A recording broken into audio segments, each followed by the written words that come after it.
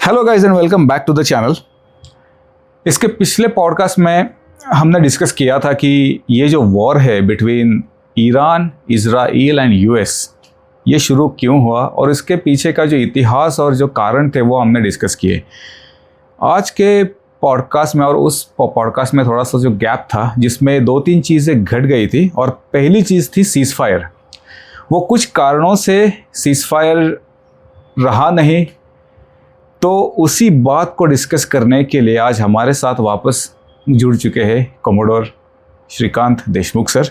उनके साथ हम इसी के बारे में आज बातचीत करेंगे and I hope that you will enjoy this podcast as well. So शुरू करें सर? जी ओके, पहला सवाल अब मैं डायरेक्टली पूछूंगा आपसे। ये जो सीज़ फायर हुआ, व्हाई इट फेल्ड, क्यों, इसके पीछे रीज़न क्या है? क्योंकि हुआ क्या कि ट्रम्प जी की आपको आदत पता है कि वो इतने जल्दी एक्साइट होकर वो सब अनाउंस करते हुए और उसके रिपरकेशंस क्या होते हैं इसके बारे में वो सोचते नहीं है।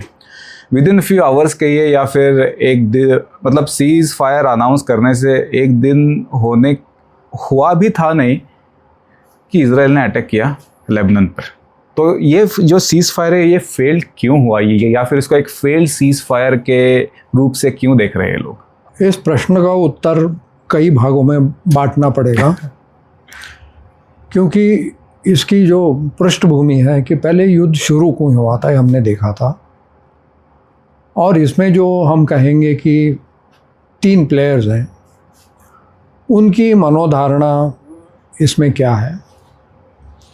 तीसरा, जो कोई भी देश है जिसमें जो पार्टिसिपेट कर, जैसे मतलब है कि तीन लोग हैं, इसमें तीन लोगों के उद्देश्य क्या है, और इनका पूरा विश्लेषण करने के बाद में ही हमें पता चलेगा कि ये सीज़ फायर जो कुछ भी हुआ था ये चलना मुश्किल क्यों था, और हमारी जो धारणा थी कि ये शायद नहीं चलेगा, लगता है हमारी धारणाएं अभी सत्य परिस्थिति में बदल गई है। राइट। तो इसके लिए जैसे मैंने कहा कि ये जो तीन अलग अलग इसमें प्लेयर्स हैं, इनकी हम क्या करें, उनकी जो मानसिक धारणा जो है, जिसको हम अंग्रेज़ी में मेंटल मेकअप कहेंगे, तो ये बड़ा रोचक विषय होगा। और इसमें हम अपना भारतीय लिटरेचर यदि देखेंगे तो इसमें ऐसे ऐसे श्लोक हैं कि जो सुनने के बाद में जिस व्यक्ति के बारे में मैं बात करना चाह रहा हूँ उसकी छवि आपके नज़रों के सामने अपने आप आ जाएंगी। बताइए सर। तो पहले मैं श्लोक बताऊंगा। Referring to your phone actually. हाँ, ओके। यदि मैं आपको पहले श्लोक बताऊं, यस, और वो श्लोक के द्वारा जिस व्यक्ति की छवि आपके सामने आती है, यदि आप मुझे बोल पाए तो फिर मुझे पता चलेगा कि जो कि मैं बोल रहा हूँ वो सही है। मैं कोशिश करूँगा पूरी तरीके। पहला श्लोक तो है अपने भगवद गीता से।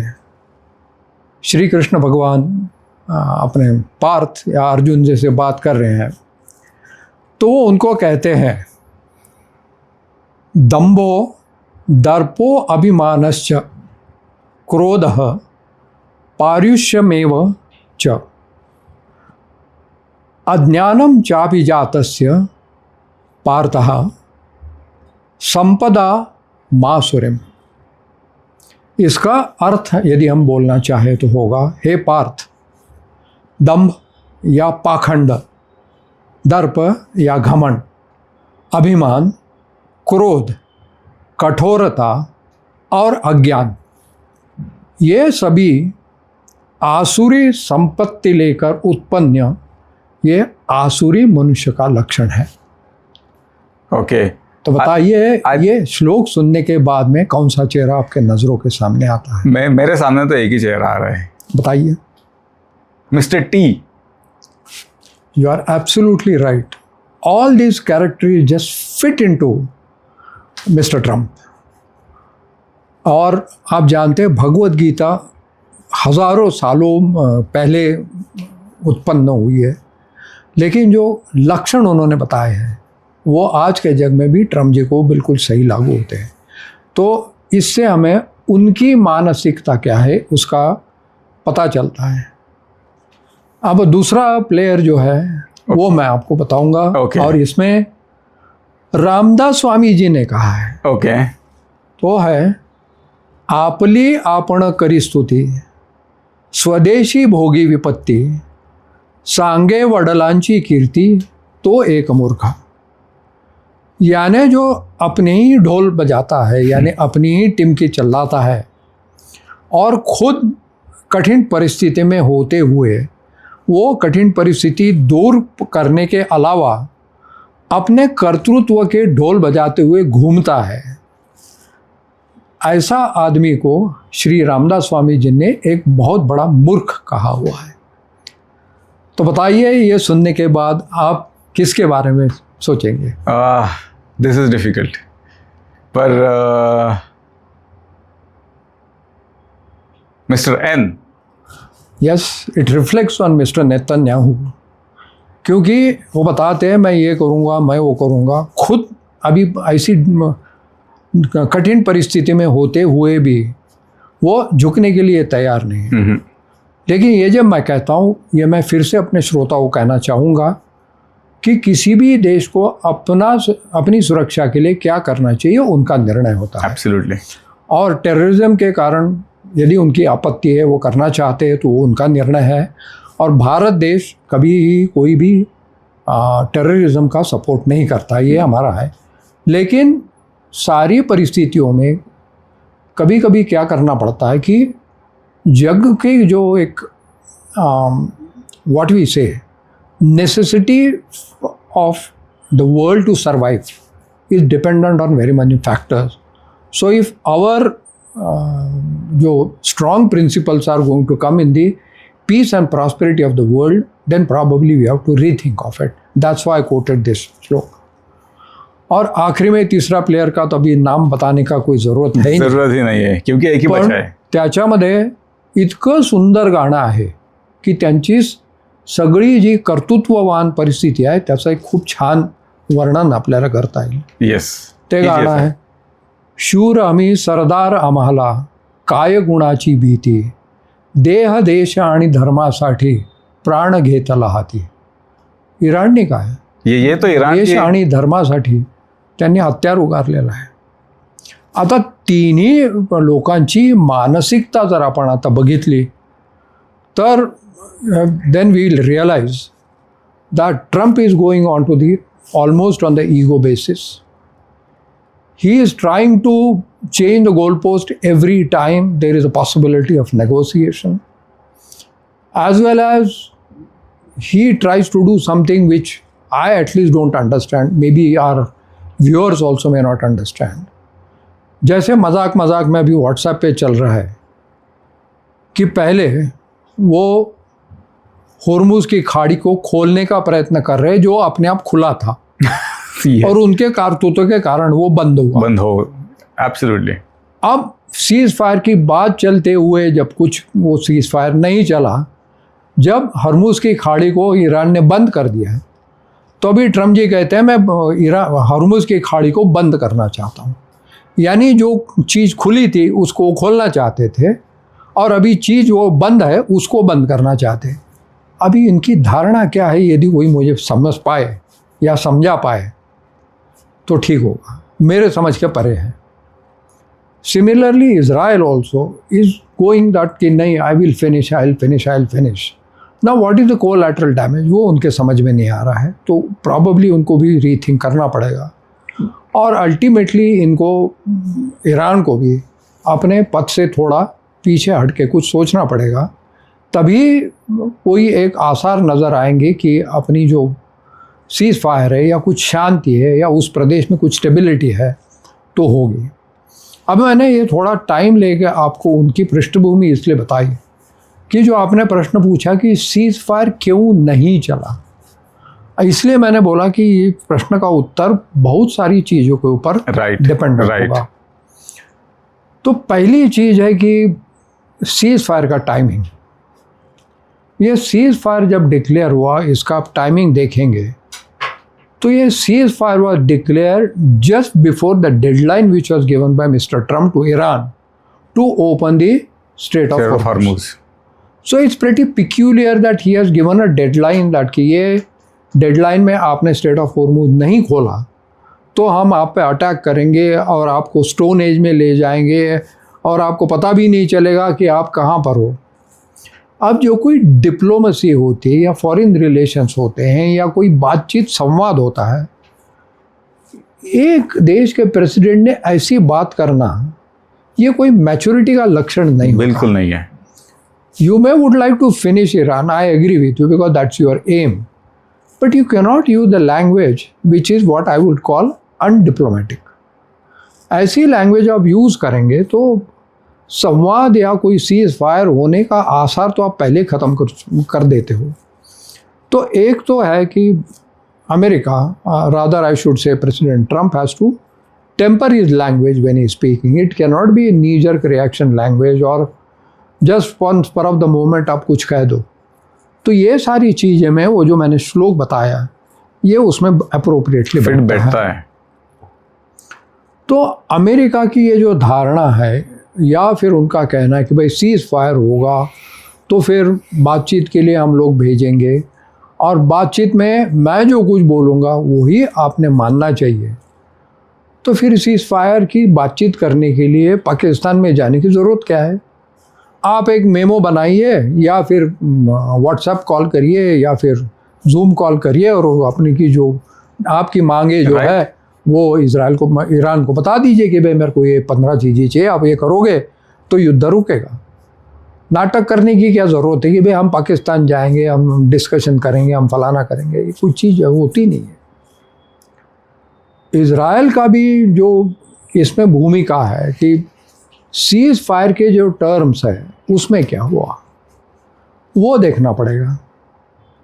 अब आप सीज फायर कर रहे हो, आप बातचीत करने के लिए अमेरिका आपका जो युद्ध में पार्टनर है वो पाकिस्तान जाने वाला है, तब आप बोलोगे कि भाई नहीं लेबनान तो उसमें इंक्लूडेड नहीं था, हम तो ये करते रहेंगे. तो आपका जो पार्टनर है वो कुछ शर्तें मान के अपने वाइस प्रेसिडेंट को बातचीत के लिए पाकिस्तान को भेज रहा है और आप सडनली बोल रहे हो कि भाई नहीं ये जो कुछ लेबनान है उसमें तो इंक्लूडेड नहीं था. तो आपने बातचीत शुरू होने से पहले अड़ंगा डाल दिया वहाँ.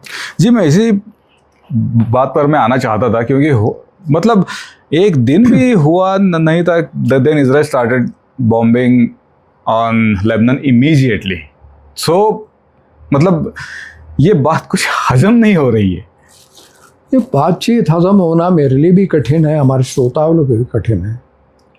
इसका कारण है कि जो आपने मीडिएटर चुना है, the choice of the mediator itself is pretty surprising for me and I am sure it will be very surprising for viewers also. Are you referring Pakistan? When you choose a country like Pakistan, which by itself has got a legacy of terrorism, means our representative in United Nations had very categorically exercised right to reply when Pakistan had used some derogatory language about India. He had said the country which I can classify as the factory of terrorism, when it starts preaching peace and moderation, it's very difficult for us to digest. Absolutely. Now, it is very clear that country which was in the FATF list for so long, grey list में था. FATF, the one which monitors the support to the terrorism. The country which is in the grey list or being put into the grey list, आप उसको बोले कि he is the mediator. Is a very difficult choice to appreciate and understand because the credibility itself gets into the question. Secondly, when a country like Pakistan gets into the mediation, it must have first of all the economic stability wherein you will be able to hold the talks in a very peaceful atmosphere, ensuring the safety and security of the people who are going to come to your country for negotiations. Right. That economic stability does not exist. Thirdly, when you proclaim yourself as the mediator, then the standing of the leaders who are getting involved in mediating, for example, the Prime Minister of Pakistan or the Chief of Defence Staff of Pakistan, field marshal now, अभी तो what field is marshal. their credibility on the chessboard of the geopolitics? Are they known for the people as people who will keep their word? क्या आप उनको बोल सकते हैं वो reliable लोग हैं कि भाई जिन्होंने शब्द दिया तो उसका पालन करेंगे? पर सर, अमेरिका को पाकिस्तान से इतना प्यार क्यों है, या फिर it just their puppet? It is not a puppet. America की धारणा हमेशा यही रही है, I will be a friend with a country which benefits me at that particular given time. और इसका भी जो बैकग्राउंड है उसको समझना बहुत ज़रूरी है. एक तो जब हमारा ऑपरेशन सिंदूर हुआ था, रादर उसके पहले भी हमारी बातचीत जो अमेरिका से हो रही थी उसमें बाधाएं ज़रूर आ गई थी. और इसका कारण है कि जब यूक्रेन और रशिया के बाद में जो कुछ स्क्वार्मिश कहो, वॉर कहो, whatever it may be, we have never condemned it openly. इसके 2-3 कारण हैं. एक तो if you go back to the legacy in the 80s when there was a discussion between Mr. Gorbachev, who was the president of Russia at that time, and I think President Reagan or whosoever was at that time, there was a clear-cut understanding that USA will not allow NATO to expand eastwards. That was therefore then the perestroika came in and the USSR broke and quite a few countries came away from this thing. There are about 21 countries are there. After that, from the 80s down to say 2000s or to this thing, if you see, almost 17 countries of those erstwhile USSR countries have been absorbed by the NATO in the fold. Now this is a pure breach of the word which has been given. And the excuse जो use करती है America, कहाँ लिखा है बताइए. लेकिन जब दो जागतिक नेता, वर्ल्ड लीडर बात करते हैं और जब आप कुछ उनको प्रॉमिस करते हो तो इट इज़ अलिखित नियम है कि उस प्रॉमिस को आप पालन करेंगे. जब यूएसएस रादर रशिया हमसे बोलता है कि भाई हम आपको मदद करेंगे, तो कोई लिखा पढ़ी नहीं रहती उसमें. They treat India as a friend and we go forward. So this credibility was lost. Now if the जनक यूएस यूक्रेन वॉर का यदि अमेरिका है और फिर अमेरिका मेरे को पढ़ा है कि भाई यूक्रेन और रशिया का वॉर हो रहा है, उसको आप कंडेम करो, why would I do it? Why would I antagonize a friend who has been standing with me for donkey's years and who has helped me when I was in a difficult corner? A friend in need is a friend indeed. Why would I go against Russia just because somebody wants to create trouble in the world? Absolutely. So this is the most important background. Therefore, even in the United Nations, whenever the condemning resolutions were brought by the Security Council, especially supported by USA, we chose to abstain from the voting. We did not vote in favor. Oh. We have always said, the Honorable Prime Minister always said कि Ukraine और Russia का war का नुक्सा बातचीत द्वारा ही निकल सकता है. Yes. And he has always supported the negotiation between the two countries. That is the stance Mr. Putin feels very comfortable talking to the Honorable Prime Minister.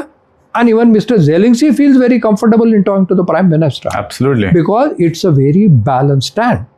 क्योंकि यहाँ पर sorry to cut you sir, जब Ukraine और Russia का war जब peak पर था, मतलब शुरू ही हुआ था आई बिलीव, तो हमारे कुछ स्टूडेंट्स यूक्रेन में फंसे थे, तो उनको वहाँ से बाहर निकालने के लिए 1 दिन का उन्होंने सीज फायर का पालन किया था. मतलब इफ़ यू आर, क्योंकि हमें एक्चुअली हमारे गवर्नमेंट पर नाज होना चाहिए कि उस लीडर के कहने पर उन्होंने वॉर 1 दिन के लिए रुकवाया, ताकि हम हमारे जो स्टूडेंट्स वहाँ पर फंसे पड़े हैं उनको निकाल कर इंडिया सेफली वापस ला सके? आप जो कह रहे हो इसमें भारत की लीगेसी है। भारत हमेशा विश्वास रखता है वसुधैव कुटुंबकम, और जब भी आपत्ति आती है, आपत्ति आए तब वो देश मेरा मित्र है या शत्रु है, ये भारत कभी नहीं देखता है। इसका उदाहरण मैं आपको बताता हूँ। हमारा मित्र देश है इंडोनेशिया।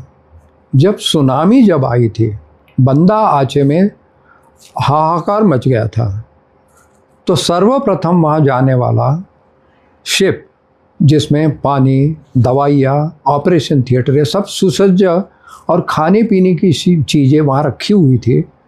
जहाज़ जो पहला पहुँचा वहाँ पे वो भारतीय जहाज़ था हमारा।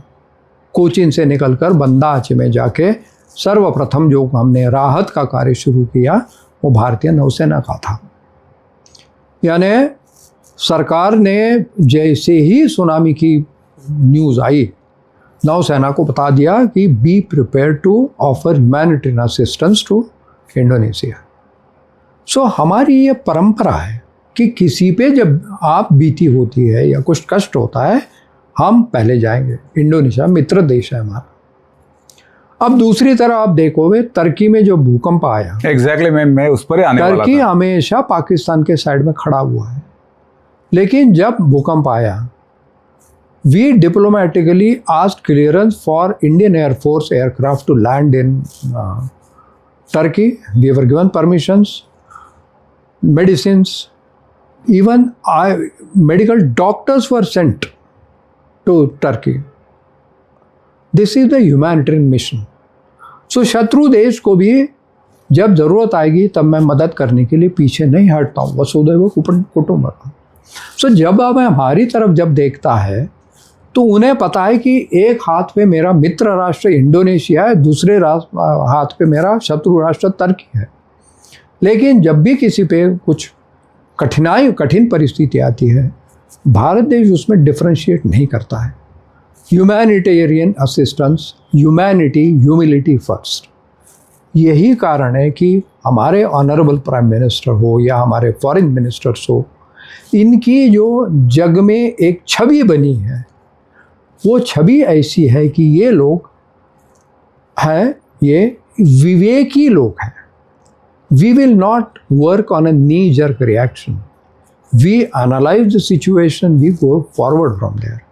Therefore, when a request was made from India to Russia and Ukraine to allow us to withdraw or rather evacuate the students which were stuck there, both the countries readily agreed to it. It's a diplomatic win as well as the accreditation of our Honorable Prime Minister, his government and our Foreign Minister that they are treated at highest levels in the global diplomacy. It's very sad that our own people do not appreciate the credibility of our own government. It is more important, but we have digressed from the main. So what I was trying to say, that in the global diplomacy, you have to take the decisions which are in the interest of your own country. Therefore, we refrained from condemning Russia for the Ukraine war. And this was the egoistic hurt for the President Trump, that I have brought a resolution in UNO, United Nations Organization, and a country like India, which he thinks is a slave even now, has got gumption to say, I will refrain, I will abstain. This was the big problem. Point number one. From then on, if you see the legacy of USA, they have started imposing sanctions on us. Right. And the petroleum products of Russia were being imported by everybody, including China. Sanctions came on India. तो फिर हमारे ऊपर This is just what I call the vindictive politics, antagonizing a friend who you need in the Quad. That was point number one. Point number two, Russia rather America की तरफ कि हमने यहाँ पे तो उनको सीधा बोल दिया कि भाई we will not take sides and will not condemn Russia. दूसरा उनका कहना था कि आप तेल जो ले रहे हो रशिया से उसको बंद कर दो. Now it's a very unrealistic demand for a country like USA who is sitting thousands of miles from here to tell me you stop buying oil from XYZ and ruin your economy. Who is he? मतलब जो हमारे देश में चलता है उस पर आप अपना नाक क्यों घुसेड़ रहे हो? Why do you interfere? It's my economy. I know what should I do for my economic well-being. And you seeing that thousands of miles away, you start dictating the terms. It affects my economy. So we were told USA that okay, fine, we will abide by. But it's not that आज तेल का pipe खोला हुआ है मैं एक switch बंद कर उसको बंद कर दूंगा. It will be the gradual process. Now if you come forward, they force us to stop buying oil from Russia, and when the Iranian situation happened, the same person comes back and tells India, please start buying oil from Russia. Sir एक सवाल Is it पूछे यहाँ पर. diplomacy? एक सवाल यहाँ पर मेरे बोलिए. मन में आ रहा है. Are we still buying an oil from Russia? We are buying oil from Russia because we have been told to buy oil. Because you have to try and understand, you have clamped oil supplies from Venezuela. You have taken the hold of oil in Iraq. You have stopped the oil pipeline from Iran.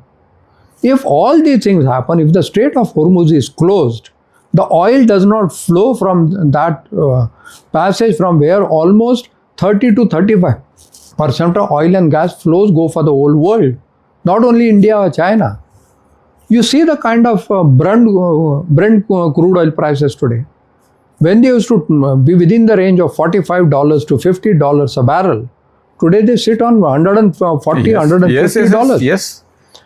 Now, no country in the world can stay with this kind of an inflation because oil is the basic for any industry.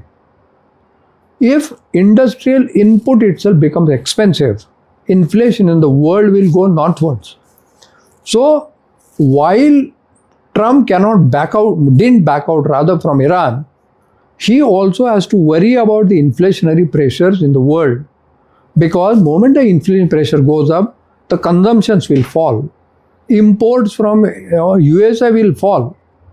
All these things have to be taken into account. The same person who told our country to stop buying oil from Russia, today he goes and says, you start buying oil from there. So we are doing it. Because we are not worried about the inflationary pressure in our own country. Yes, our own energy security is one of the part of it. But keeping the global oil prices within control is very important. What are the prices of oil today in Pakistan? They are reaching sky. They are in thousands. They are reaching sky. The common man is affected. You see Sri Lanka, you see Bangladesh. So we have got to do something to keep these inflationary pressures under control for the global good. And what we do for the global good. ये जो flip flop होता है उसमें diplomacy में बहुत problems आते हैं क्योंकि आपको ये पता नहीं कि आज ये एक चीज़ ये प्रेसिडेंट बोल रहा है कल वो क्या बोलेगा. तो कोई नीति कोई धोरण कैसे अपनाएंगे आप. तीसरी चीज़ है कि जब हमारा ऑपरेशन सिंदूर हुआ, ऑपरेशन सिंदूर के दौरान 4 दिन हमने जो कुछ करना था कर दिया. और आपने पढ़ा होगा कि रणनीति जो होती है, कोई भी युद्ध आप जब छेड़ते हो तो आपको और आपकी सेनाओं को ये पता होना चाहिए कि जो युद्ध छिड़ा है उसका मुख्य उद्देश्य क्या है. और इसके अलावा दूसरी एक चीज़ जो बहुत महत्वपूर्ण होती है कि आपको ये पता होना ज़रूरी होता है, और वो भी ज़्यादा. पहले तो आपको पता होना है कि युद्ध कब शुरू करना है. उदाहरण है 1971 का पाकिस्तान युद्ध. जो हमारे फील्ड मार्शल जी थे मानेकशॉ जी, उन्होंने बोला था कि 6 महीने की मेरे को प्रिपरेशन टाइप चाहिए. तो इसका मतलब है कि युद्ध कब शुरू करना है मुझे पता होना चाहिए. लेकिन युद्ध कब शुरू करना ये पता होने के अलावा युद्ध कब बंद करना है ये भी आपको पता होना बहुत जरूरी है. एग्जैक्टली. यही ट्रम्प जी को पता नहीं. उनको पहले ये पता नहीं था कि मैंने युद्ध शुरू क्यों किया. उसका उद्देश्य क्या है? अब आपको उद्देश्य पता नाही, आप घुस गए वहाँ पे. म्हणजे मराठी सांगता मुंग्याच्या वारुळावर तुम्ही लाथ मारल्यानंतर थै थै नाचाल तो कैसे होगा? वो चींटियों को आप छेड़ दोगे या मधुमक्खी का जो छत्ता है उसको आप छेड़ दोगे और आपको ये नहीं पता कि उसके परिणाम क्या होंगे, तो परिणाम तो भुगतने पड़ेंगे ना. तो उस सिंदूर जब हमने अपने आप बंद किया, क्योंकि हमको पता था हमारा उद्देश्य क्या है और कब बंद करना है, तो उसमें ट्रम्प जी ने अपनी चला दी बातचीत वहाँ पे कि भाई ये जो युद्ध विराम हुआ उसका कारण मैं हूँ. और ये उन्होंने सिर्फ एक बार नहीं कहा, वो बार बार कहते हैं और बार बार हमारे honourable prime minister Modi ji उसका इनकार करते हैं. यानी इनकार कोई फॉरेन मिनिस्ट्री का अफसर का इनकार नहीं होता है. सर सिर्फ मोदी जी ने ही नहीं इनकार किया है, उनके जो सेक्रेटरी ऑफ स्टेट है मार्को रूबियो, उन्होंने दूसरे दिन प्रेस कॉन्फ्रेंस में ये कहा था कि ऐसा कोई भी कॉल व्हाइट हाउस से इंडिया को नहीं गया था.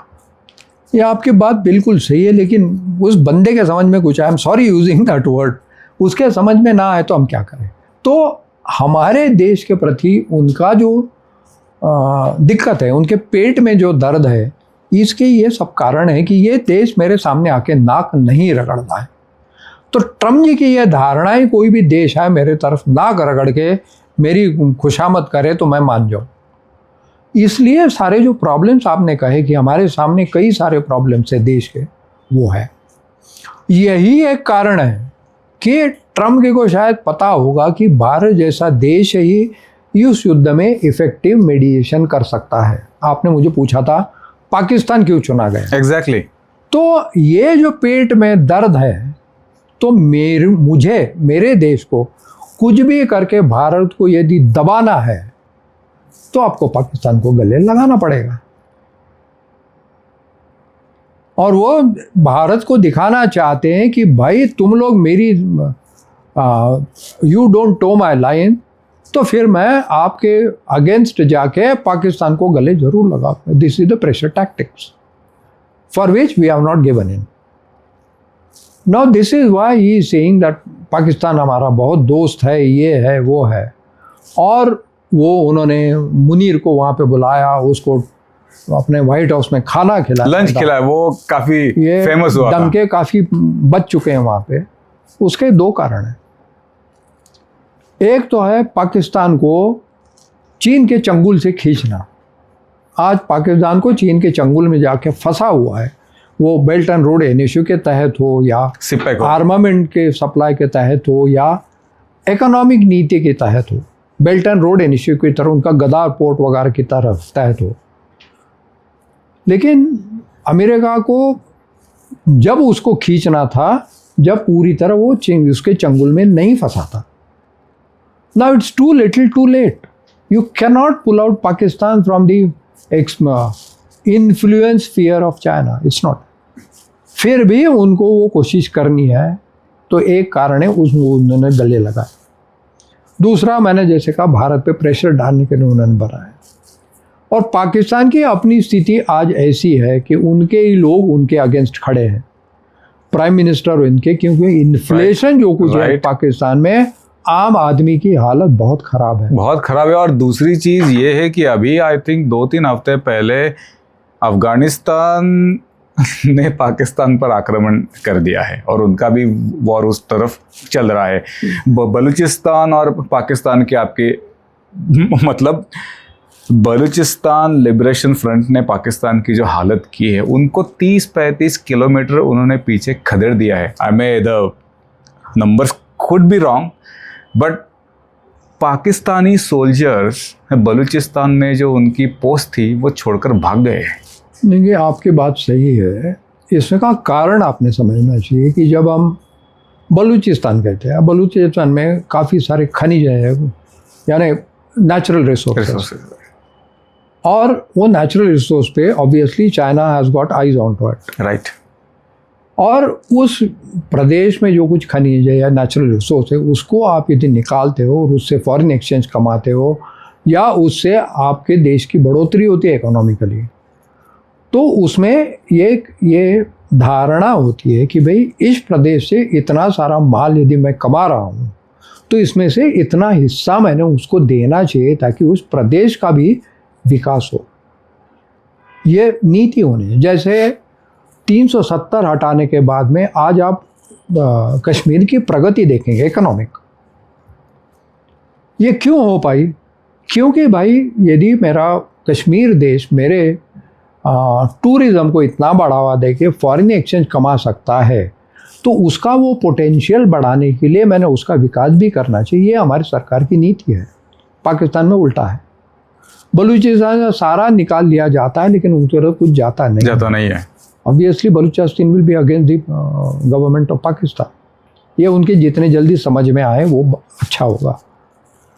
अच्छा, अफ़गानिस्तान और पाकिस्तान के बीच में कारण, एक इम्पोर्टेंट कारण है जो लीगेसी ब्रिटिश छोड़ गए हैं इंडिया पाकिस्तान चाइना के बीच में। वो एक तरफ हम जूझते हैं मैकमोहन लाइन पे, उसी तरह पाकिस्तान अफगानिस्तान जूझता है ड्यूरेंट लाइन पर, जो दोनों को यानी मान्य नहीं है। तालिबान तो उसे एक्सेप्ट ही नहीं करता है। हाँ, तो यही एक कारण है। तो इन सब के कारण पाकिस्तान की जो परिस्थिति है, जो आज वो दब गया है, उसकी हंसी हो रही है सारे जग में। तो ही वांट्स टू शो कि भाई देखो मुझ में इतना पावर है कि अमेरिका, इजराइल और ईरान जैसे देशों को मैं मेरे देश में टेबल के ला के नेगोशिएशंस करवा सकता हूँ, ताकि इनकी प्राइम मिनिस्टर या उनका आर्मी उनकी वाह वाह हो कि वाह वाह वाह वाह, भारत को छोड़ के वो पाकिस्तान में आ गए। ये एक है। दूसरा चीज़ है कि जब आप ड्राफ्ट्स एक्सचेंज करते हो कि भाई ये टर्म्स पे सीज फायर होगा, अब कई विश्लेषकों का कहना है, अब ऐसी चीज़ है कि इनमें आप सबूत मांगोगे तो मैं आपको सबूत नहीं दे सकता हूँ, तो उनका कहना है कि जो ड्राफ्ट अमेरिका को और ईरान को दिया गया था और जो ड्राफ्ट को इजराइल को दिया गया था उसमें फ़र्क है, ऐसे विश्लेषकों का कहना है। अमेरिका और ईरान के मसूदे में लेबनान इंक्लूडेड था, ओके, लेकिन शायद पाकिस्तान को लगा कि ये मैंने इंक्लूड किया तो इजराइल आए ना आए, तो ऐसे लोग कहते हैं कि उनको मसूदे में लेबनान इंक्लूड नहीं था। ओके, अब ये सच्चाई तो वही लोग प्राइम मिनिस्टर ही जाने या तो मुनीर जी जाने, लेकिन परिस्थिति आज ये है कि जब वांस की टीम पाकिस्तान में आई और ईरान के लोग आए, और एक महत्वपूर्ण चीज़ है composition of delegation of USA को आप पढ़ाई देखेंगे तो सारे ही राजकारणी लोग उसमें हैं। ईरान की आप डेलीगेशन देखोगे, फॉरेन मिनिस्टर जो है उनकी बैकग्राउंड देखिए, he is the post graduate MBA in geopolitics, और उनके जो कोई बाकी साथ में उनके साथी थे उसमें 3 PhD है, कुछ पोस्ट ग्रेजुएट्स हैं। Every member of Iran delegation is at least a postgraduate in the subject in which he was dealing with it during the negotiations. That means they went there fully prepared to bring the peace on the table. And they took it very seriously. They took it seriously. लेकिन जब बातचीत के दौरान, बातचीत शुरू होने से पहले उनके जो विधानसभा या उनकी लोकसभा यानी पार्लियामेंट के जो उनके असेंबली स्पीकर है, उन्होंने पहले ही कहा था कि मैं बातचीत के लिए तो जा रहा हूं लेकिन मेरी 10 मांगे जो मैंने रखी है उसमें एक तो अमेरिका ने सारे अपनी फौजें इर्द गिर्द के प्रदेश से वहाँ से हटानी चाहिए। राइट। दूसरी चीज़, ईरान पे जो कुछ हमले हो रहे हैं वो बंद होने चाहिए। तीसरा, ईरान के जो कोई एसेट्स फ्रीज हो चुके हैं उनको अनफ्रीज करना चाहिए। बाद में गारंटी मिलनी चाहिए कि हम पे ये हमले जो हो रहे हैं वो नहीं होंगे, इंक्लूडिंग लेबनान।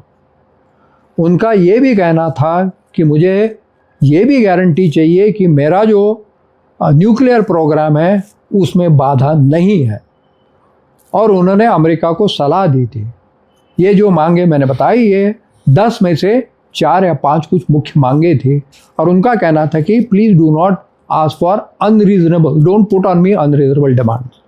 तो जाने से पहले ही उन्होंने declare, he was the leader of the delegation, उन्होंने डिक्लेयर कर दिया था कि ये मेरी मांगे तो पूरी हुई नहीं है, फिर भी मैं बातचीत के लिए तैयार हूँ, कि मुझे होप है कुछ मिलेगा। इसके दौरान जब वहाँ गए, आपने यदि रिपोर्ट्स पढ़े होंगे, ये न्यूज़ रिपोर्ट्स है, फिर भी आप मुझे कहोगे उसका प्रूफ चाहिए, तो ये तो होता नहीं, हम एनालिसिस के भरोसे ही बात करते हैं। तो रिपोर्ट्स के मुताबिक ये जो सीज़ फायर है, वो दोनों देश अमेरिका और ईरान इस स्थिति में आ गए थे कि सर अभी भी पेपर पे सिर्फ दस्तखत करना बाकी था युद्ध विराम होने के लिए। लेबनान के हमले तो चल रहे थे, फिर भी they had come to the stage where it could have been sign. लेकिन रिपोर्ट के मुताबिक से बयां करा गया है कि जो अमेरिका ने सडनली गोल पोस्ट चेंज करे, एडिशनल डिमांड डाल दी, that was the time the talks broke down and the ceasefire went for the toss. आपके हिसाब से क्या हुआ होगा, या फिर इजराइल ने कुछ एक्स्ट्रा प्रेशर अमेरिका पर डाला होगा, या क्या, मतलब आपका अनुमान क्या कहता है? नहीं, प्रेशराइजेशन तो है नहीं। इजराइल का जो स्टांस है कि भाई Lebanon is not included in the peace talks was the biggest irritant for Iran. वो सहने के बावजूद वो टॉक्स के लिए गए, तो उनका सीरियसनेस उसमें दिखता है।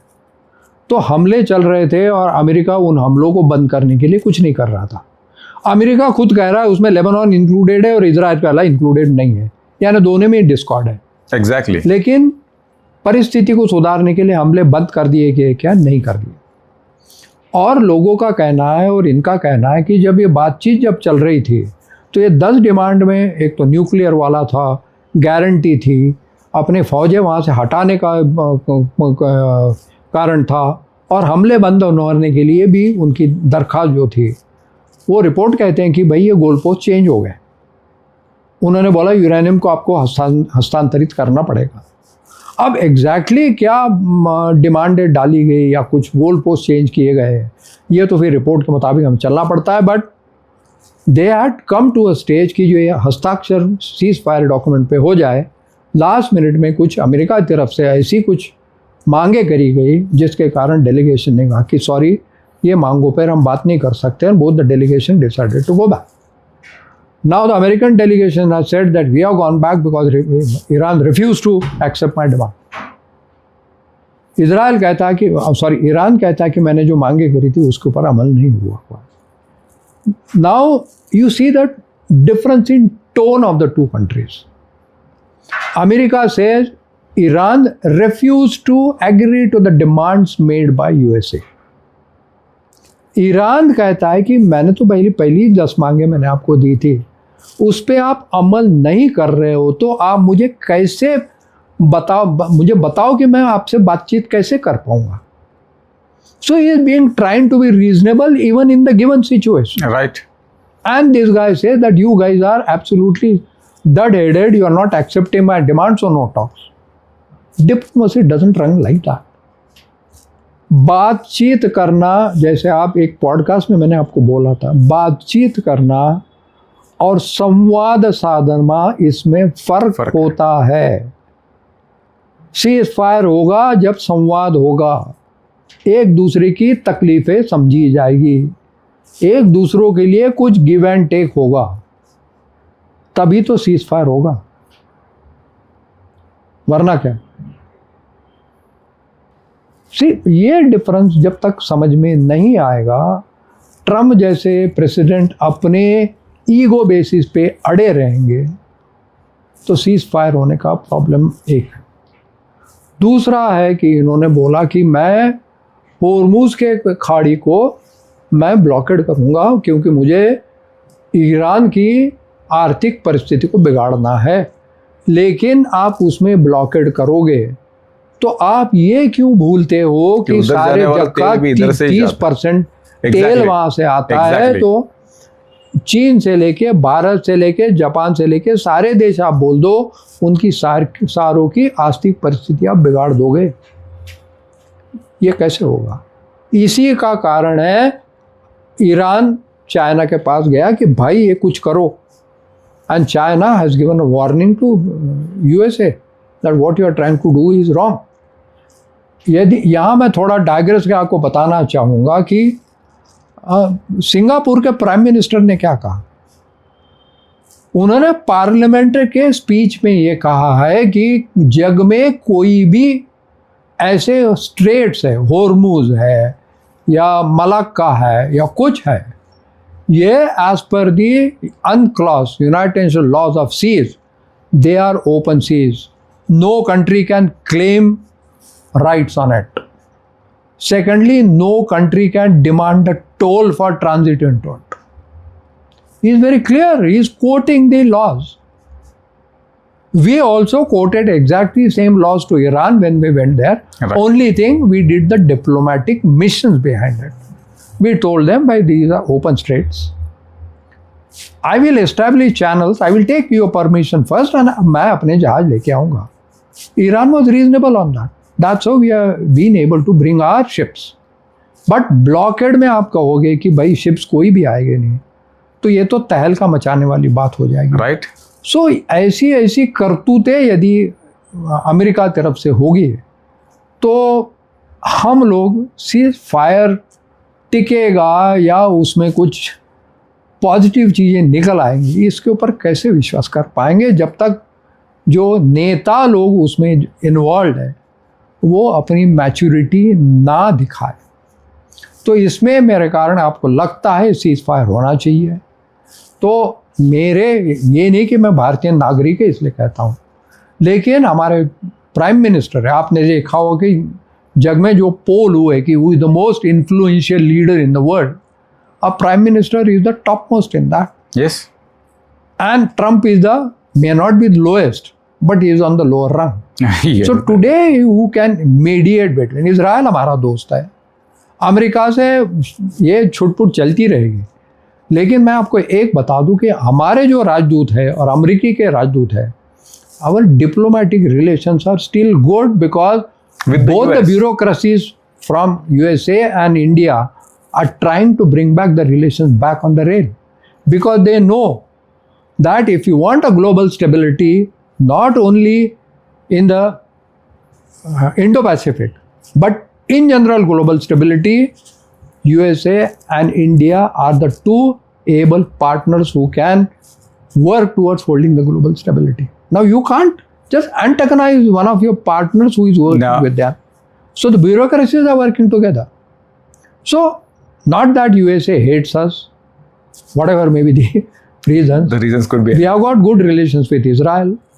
And we are talking to Iran. So I think India is one of the countries which can do the very, very effective mediation to bring an effective ceasefire.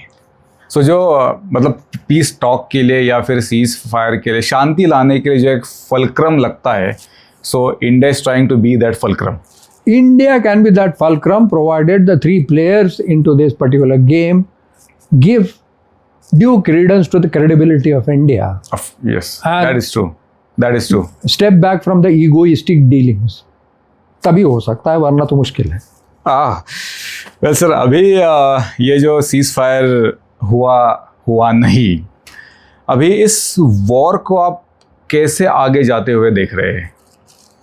आपने ये प्रश्न मुझे पहले पूछा था कि आगे क्या होगा, राइट। तो तब भी मैंने आपको यही बताया था कि यदि युद्ध में ऐसा कोई नेता इन्वॉल्व है कि वो अगले 1 घंटे में क्या करेगा उसका कोई अनुमान नहीं लगा सकता हूँ, एक दिन छोड़ दीजिए। ट्रंप अभी कुछ कहता है, 1 घंटे के बाद में कुछ कहता है, 1 हफ्ते के बाद में कुछ कहता है। ये बंदा, ये जो कोई प्रेसिडेंट नामक चीज़ है, वो अगले घंटे क्या करेगा जग में कोई नहीं बता सकता। यदि ऐसा नेता युद्ध चला रहा हो तो उसमें प्रेडिक्शन करना ये बहुत मुश्किल होता है।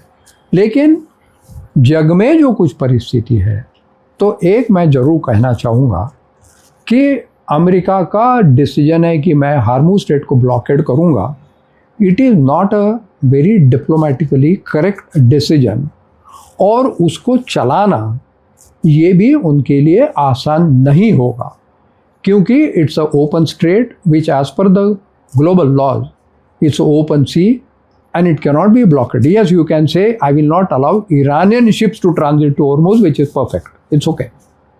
But you cannot say, not the countries who are not involved in this particular war, उनके जहाज में नहीं जाने दूंगा। तो इसमें कुछ बातचीत होकर कुछ हल तो ज़रूर निकलेगा, क्योंकि आपको यह समझना होगा कि अमेरिका ने आके इस खाड़ी को बंद कर दिया होर्मुज़ के, तो उधर जो हिजबुल्ला बैठा हुआ है उसने ऑलरेडी बोल दिया है, if you do not be reasonable with Iran, I will block the straits of Bab el-Mandab. If Bab el-Mandab is closed and Hormuz is closed, the global economy will go on a brink from where it will be difficult to bring back. You are asking for a genuinely a third world war. So there is a need कि pragmatism जो कोई है सारे जग में, specially 3 देश जो झगड़ा कर रहे हैं उनके दिलों में कुछ सच्चाई आनी चाहिए, दिमाग में कुछ अकल आनी चाहिए कि भाई, do I want to take a world towards the absolute destruction, और I will show some maturity and probably talk to the country like India, जो कुछ हम शांति के वार्ता को बढ़ावा दे पाए और कुछ में कुछ कर पाए। So I would like to request all the players in this particular war कि भाई कुछ थोड़ा शांति से सोचिए, कुछ समझदारी से सोचिए, और ये युद्ध जितने जल्द बंद हो सके उसे बंद होने दें।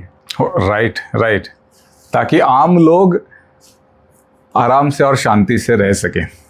सर, हमने यूक्रेन और रशिया की बात की, पर इस स्पेशली ये जो कॉन्फ्लिक्ट है या फिर वॉर है, इसमें आप रशिया का स्टैंड जो है वो अभी तक कुछ क्लियर नहीं है, या फिर ये कि कुछ इसके बारे में रशिया ने कुछ बोला नहीं है। So if I am understanding correctly, क्या रशिया खुश है? किसी का खुश होना या ना खुश होना, ऐसी चीज़ें डिप्लोमेसी में कभी नहीं आती है। जो फॉरेन पॉलिसी जो कुछ भी होती है, it is dependent on exactly what is happening on the ground. अब रशिया को प्रॉब्लम्स थी, उनका तेल बिकना बंद हो गया था, अभी तेल बिकना शुरू हो गया है, but the relations between China and Russia were always study. Sanctions के अलावा चीन is always buying the highest amount of oil from Russia. लेकिन रशिया की खुद की इकनॉमी है, जब आप इतने लंबे समय तक युद्ध चलाते हो तो वो इकनॉमी पे फ़र्क ज़रूर पड़ता है। लेकिन जो कुछ ईरान के इसमें हो रहा है, तो आप सोचिए कि उनके यूक्रेन युद्ध के कारण उनके ऊपर जो सैंक्शंस लगे पड़े हुए हैं, उसमें क्या बढ़ोतरी हुई है ईरान वॉर शुरू होने से, कि उनकी परिस्थिति जो है वो वैसी है जो ईरान युद्ध से जैसी थी? उसमें तो कोई ज़्यादा फ़र्क नहीं आया है। सो उसमें खुश या नाखुश होने की नहीं है, वो शायद हंसता होगा कि भाई ये कौन सा देश है कि जिसके प्रेसिडेंट को ये समझ में नहीं आता है कि भाई मैं आत्महत्या करने की तरफ जा रहा हूँ, अपने पाँव पे कुल्हाड़ी नहीं मांगी। ये हो सकता है।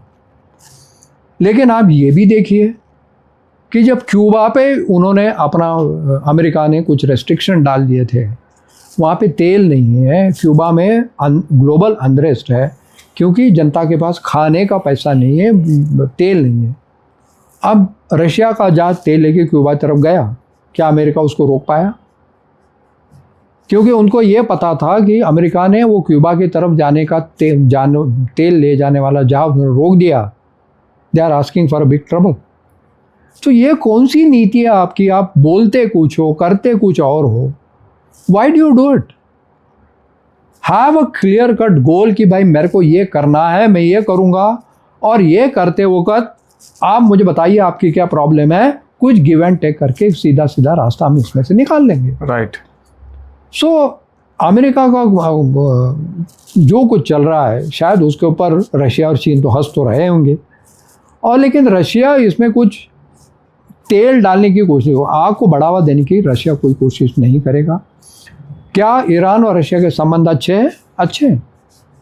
वो बोलता है भाई तुम्हारा उनका झगड़ा है उसमें मैं क्यों आऊँ? So he is trying to establish his own sphere correctly, keeping his own economy, his own what we say security properly. सो वो अपनी जगह काम कर रहे हैं। हमारा उनके साथ अच्छा ताल्लुकात है, चीन का ताल्लुकात अच्छा है, ईरान के साथ ताल्लुकात अच्छा है, अमेरिका करे जो करे।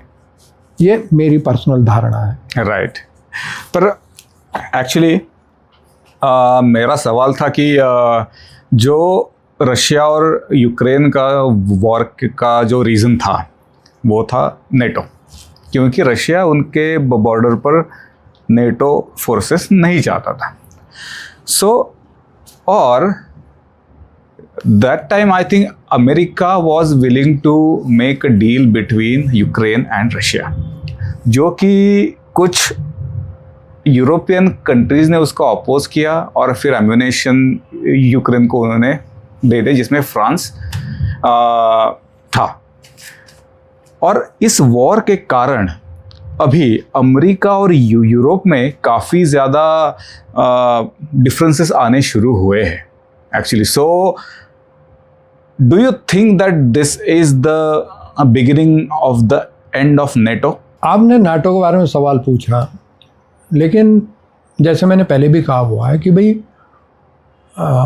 रशिया और यूक्रेन का युद्ध शुरू होने का कारण ही यह है कि वो उनको नाटो में शामिल करना चाहते हैं। यदि 4 साल पहले अमेरिका ने कह दिया था कि भाई तेरे को नाटो में नहीं लाऊंगा, तो युद्ध छिड़ने का कारण ही नहीं था। राइट। रशिया ने पहले ही बोल दिया था कि भाई तुमको यूरोपियन यूनियन में जाना है, आप जाइए। आपको कोई इकोनॉमिक पैक्ट में जाना चाहिए, जाइए। यूरोप में जाके आपको जो कुछ करना आप करिए, उससे मुझे कुछ लेना देना नहीं। आप अपनी इकोनॉमी बढ़ाएं, आप कोई अच्छा देश बन जाए, मुझे कोई प्रॉब्लम नहीं। मेरी एक ही शर्त है, नाटो में नहीं जाएंगे आप। उसके ऊपर अमेरिका अड़ के बैठ गया। और आप जो कह रहे हो कि America wanted to offer that they will not come in NATO और something category commitment that they will not go, yes, indicators had gone from president Trump कि भाई मैं यूक्रेन को बोलूँगा कि मैं नाटो की तरफ नहीं लाऊंगा उसमें। लेकिन उसमें यूरोपियन यूनियन की ये जो धारणा थी कि भाई ऐसी कमिटमेंट देने के बाद में then what will happen to Ukraine, it will get finished. तो उन्होंने फिर अमेरिका को छोड़ के यूक्रेन के साथ में खड़े होने का निर्णय लिया।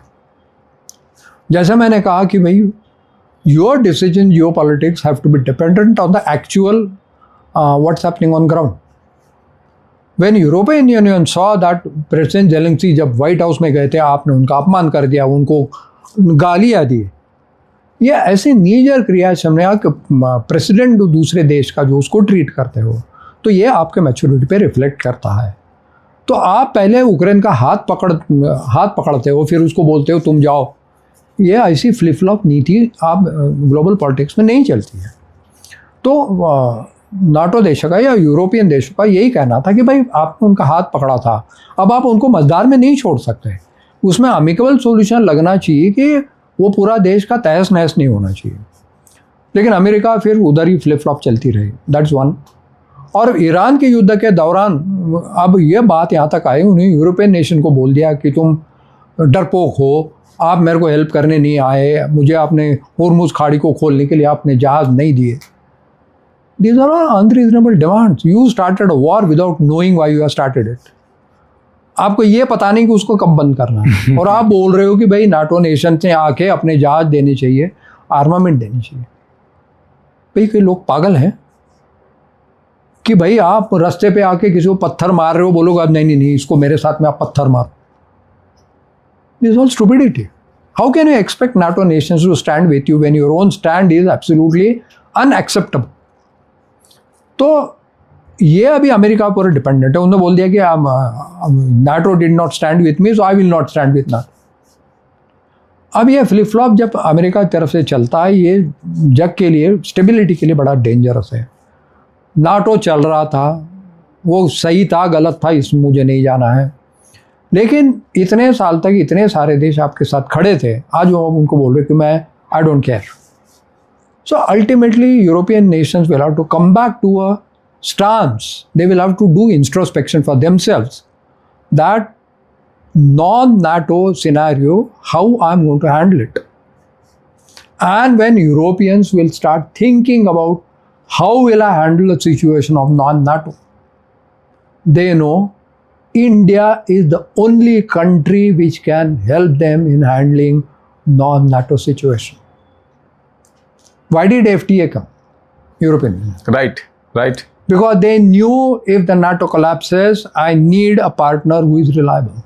Yes. So, जग में भारत की परिस्थिति सब जानते हैं. We may be in a very difficult corner, We are actually. but still my standing on the global chessboard is the highest. There is a credibility for the name India, that is Bharat. लेकिन मैं आपके श्रोताओं को ये ज़रूर कहना चाहूँगा कि सारा जग मानता है India, that is Bharat, is one of the countries on which I can rely. Our own countrymen are doing the activities which are against the national security and national well-being. That is not correct. Our own citizens must support the government. अपने government का मैं ये नहीं कह रहा हूँ कोई अंधभक्ति करनी है, लेकिन जब हमारे नेता ऐसी नीति चला रहे हैं कि इतने तकलीफ़ों के बावजूद देश में तेल की कीमतें नहीं बढ़ी, नहीं बढ़ी है. राइट. घर घर में गैस का सिलेंडर आज भी जा रहा है. इंडस्ट्री बंद नहीं हुई है. हमारे जो खेती करने वाले हमारे लोग हैं उनमें यूरिया की प्राइस ऐसी नहीं बढ़ी कि भाई मैं यूरिया यूज़ नहीं कर पाऊँगा. क्यों? क्योंकि हमारे प्रधानमंत्री और हमारे फॉरेन मिनिस्टर जो है, इनकी नीतियाँ जो है कि भाई I will do my tight of work to ensure Indian citizens will not suffer. It's one of the greatest diplomatic win for India and we need to respect it. Absolutely. Finally, let me conclude.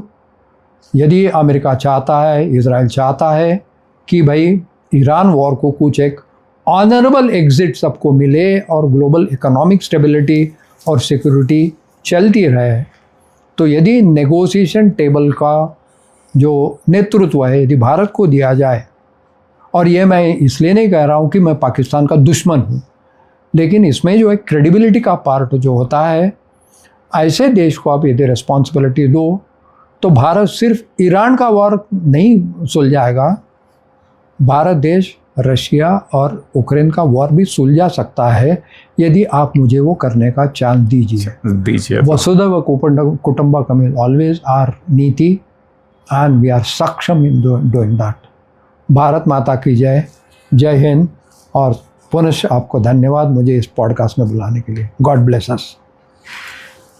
तो guys आज का podcast थोड़ा heavy था, English में ज़्यादा हमारी बातचीत हुई, पर कुछ टर्म्स एंड टर्मिनोलॉजी ऐसी होती है कि जिनको इंग्लिश में ही एक्सप्लेन किया जा सकता है. सो सर हमारे पॉडकास्ट पर वापस आए, बहुत नॉलेज शेयर किया, और sir thank you once again. आप आए और इतना नॉलेज, मतलब मैं बोलना नहीं चाहता था. एक मोमेंट ऐसा आया कि मैंने सोचा कि सर मैं सिर्फ आपको ही बोलने दूँ एंड लेट यू कंटिन्यू, पर आखिर में मैं होस्ट हूँ, आप तो सवाल तो पूछने पड़ेंगे आपसे.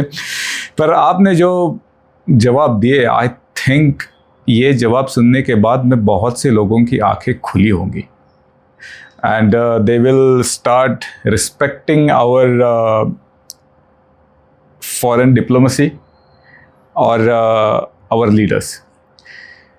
ऑन दिस नोट्स सर मैं अभी करता हूँ इसका एंड. Thank you. और हम आपको हमेशा ऐसे बुलाते रहेंगे और आप प्लीज़ आते रहिए और नॉलेज अपना जो है वो हमारे साथ शेयर करते रहिए. चलो गाइज, मिलता हूँ मैं आपको नेक्स्ट पॉडकास्ट में.